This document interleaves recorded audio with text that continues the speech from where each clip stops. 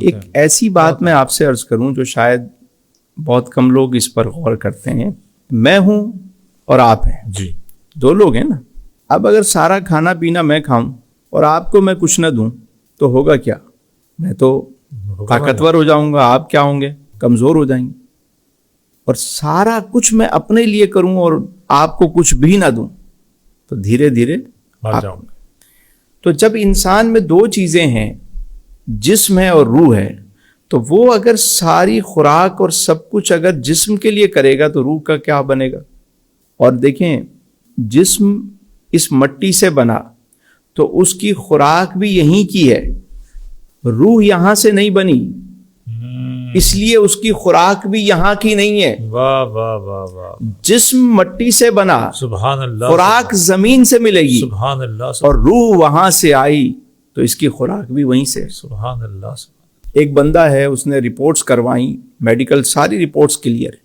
وہ کہتے ہیں جی آپ کو کچھ بھی نہیں ہے بابا, ٹھیک ہے آپ بہترین ہے, کوئی رپورٹس آپ کی ساری صحیح ہیں. وہ کہتا ہے نہیں جی میرے اندر ایک عجیب سی بے قراری ہے, بے چینی ہے, میں بہت ڈسٹرب ہوں.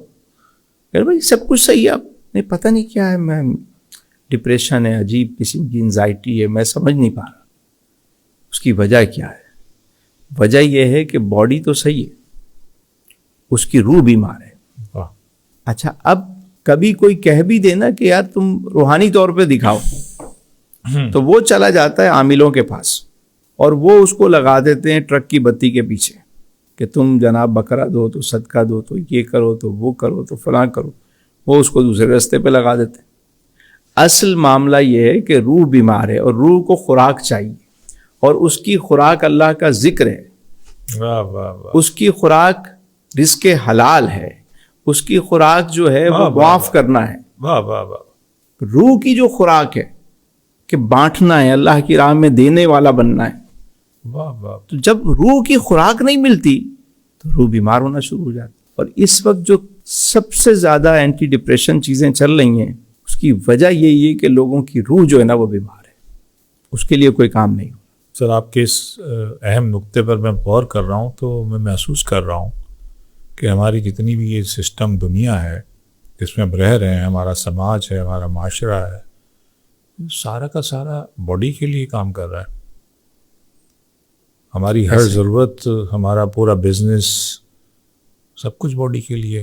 روح کے لیے تو ہماری سوسائٹی میں کچھ بھی نہیں ہے ہمارے پاس. یہ تو میں آج اس بات پر غور کر رہا ہوں.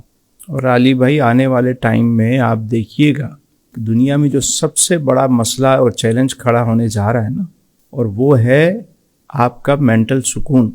سکون دو طرح کے ہوتے ہیں, جی, اطمینان قلب, ذہنی سکون. قلبی سکون سے تو دنیا پہلے ہی واقف نہیں تھی, بلکہ اچھے بھلے لوگ واقف نہیں ہوتے کہ قلبی اطمینان کیا ہے, اطمینان قلب کیا ہے, نفس مطمئنہ کیا ہے, اس کے بارے میں تو انہیں پتہ ہی نہیں ہوتا. مینٹل جو سکون تھا وہ بھی اب ختم ہو گیا.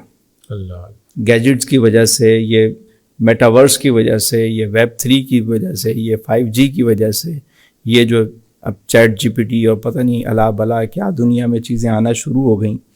تو اب ایک مصنوعی زندگی جو انسان جس میں ہر وقت منہمک ہے, تو اب اندر کا سکون تو پہلے ہی نہیں تھا, مینٹل سکون بھی ختم ہو گیا. تو آنے والے دنوں میں جو سب سے بڑا چیلنج آنے والا ہے, جو آ چکا ہے بلکہ, مینٹل ہیلتھ. لوگ مینٹلی طور پر ڈسٹرب ہے.